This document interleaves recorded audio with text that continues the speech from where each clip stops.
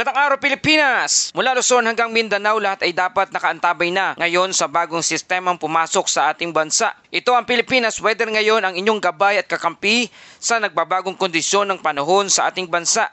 Ngayong araw ng Miyerkules, October 22, 2025, may breaking news po tayong dala. Ang low pressure area na nasa silangan ng Taiwan ay opisyal nang naging isang tropical depression Salome. Opo mga kababayan, bagyong Salome. Ang opisyal na ika-4 na bagyo ngayong buwan ng Oktubre at ika-19 naman na bagyo ngayong taong 2025. Ang Tropical Depression Salome o Bagyong Salome nabuo sa silangan ng Taiwan at ngayon ay kumikilos na pababa patungong hilagang bahagi ng Pilipinas. May mga lugar na isinailalim sa Tropical Cyclone Wind Signal number 1, partikular sa Batanes, Babuyan Island at ilang bahagi ng Ilocos Norte. Posible itong magdulot ng malalakas na hangin, ulan at tilubyong dagat sa mga susunod na oras. Ngayong araw, isang panibagong babala na naman ang ating babantayan. Isang bagong bagyo na buo sa labas ng Taiwan at ito'y pinangalanan ng opisyal na Salome. Pag-usapan natin ang buong detalye saan patungo, gaano kalakas at ano ang posibleng epekto nito sa ating bansa. Mga kababayan, kanina alas 11 ng umaga, opisyal nang idiniklara ng Pag-asa ang isang low pressure area sa silangan ng Taiwan ay nag-iisang ganap na tropical depression at pinangalanan na nga itong Tropical Depression Salome. Ang sentro ng bagyo ay nasa 255 kilometers hilagang silangan ng Itbay at Batanes. Ibig sabihin, nasa labas pa ang ating mga pangunahing lalawigang, ngunit may direktang epekto na sa extreme northern Luzon. Ang lakas ng hangin nito ay taglay na 55 kilometers per hour malapit sa gitna at may pagbugso na umaabot hanggang 70 kilometers per hour. Hindi pa ito ganap na malakas, ngunit tandaan, kahit mga ganitong bagyo ay pwedeng magdulot ng pinsala kung hindi tayo mag-ingat. Kumikilos ito patimog kanluran sa bilis na 15 kilometers per hour, kaya inaasahan nating dadaan o dadaanan malapit sa Batanes. Posibleng mamayang gabi hanggang bukas ng umaga. Kaya itinaas na ang Tropical Cyclone Signal number 1 na mayroong wind threat, strong wind na may lakas na hangin na 39 kilometers to 61 kilometers per hour with warning lead time na 36 hours.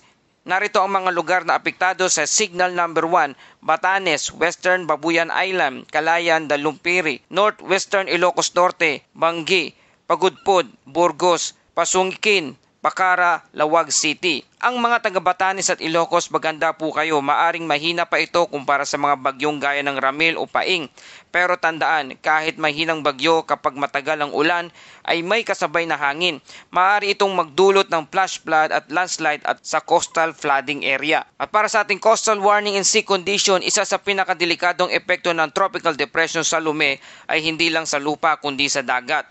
Meron tayong gale warning effect sa Batanes hanggang 4.5 metro ang taas ng alon. Sa Babuyan Island naman, 4 na metro ang taas ng alon. Ilocos Norte at Ilocos Sur, 3.5 metro ang taas ng alon. Sa Cagayan at Pangasinan naman, kanlurang bahagi, merong 3 metrong taas ng alon. Ang mga kapwa nating mangingisda, wag muna po tayong pumalaot. Ang dagat ngayon ay hindi kaibigan. Kapag sinabing gale warning, ibig sabihin kahit maliit na bangka ay madaling tumaob.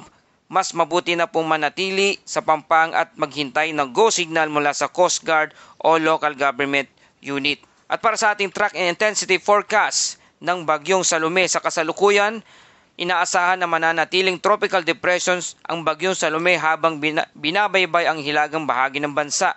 Ngunit ayon sa mga forecaster, hindi rin malayong tumaas sa tropical storm category kung patuloy itong lalakas sa mga susunod na 24 oras. Mamayang gabi o kaya bukas ng umaga, dadaan na ito at tatama na sa lugar ng Batanes area. At bukas naman ng umaga, malapit sa Babuyan Island na ito ang kanyang mga mata. At bukas naman ay posible pang lumapit at tumama sa bandang Ilocos Norte. At sa bandang Biyernes naman, lalabas na ng Philippine Area of Responsibility papuntang West Philippine Sea.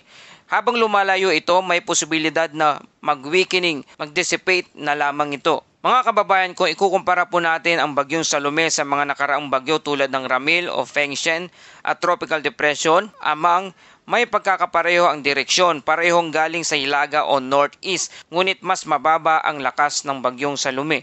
Ang interesting dito mga kababayan ay ang pattern halos bawat linggo nitong Oktubre ay may umiikot na low pressure area sa North Luzon dahil sa season shift ng amihan at easterlies.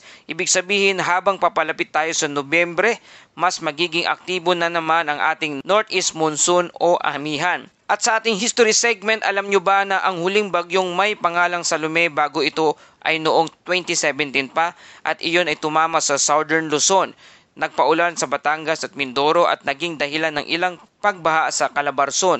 Kaya hindi natin dapat maliitin ang mga tropical depression. Kahit mahina, kapag mabagal, yan ang delikado dahil matagal ang pag-ulan. At para sa ating safety reminders, mga kababayan, laging tandaan ang panahon ay hindi natin kontrolado. Pero ang pag-iingat ay nasa ating mga kamay. Kaya ito ang pangapaalala. Una, i-check ang mga bubong, pinto at bintana. Siguraduhin matibay laban sa hangin. Pangalawa, kung nasa coastal areas ka, huwag munang pumalaot. At pangatlo, i-charge ang cellphone at power bank lalo na kung posibleng mawalan ng kuryente. At ikapat, alamin ang evacuation center na malapit sa inyo. At ikalima, mag-monitor. Sa mga motorista, iwasan ang pagbiyahe kung malalakas ang pag-ulan. Mas mabuting mahuli kaysa mapahamak. At syempre makinig tayo sa official advisory ng DOST Pag-asa at ang ating local government unit o LGU at maging ating Philippine Coast Guard, lalo na sa ating mga kababayang nasa baybaying dagat. Huwag basta-basta maniwala sa mga post sa social media na walang opisyal na pinanggagalingan. At para sa ating Bible verse of the day mula sa Isaiah 43 verse 2, "When you pass through the waters, I will be with you, and through the rivers, they shall not overflow you."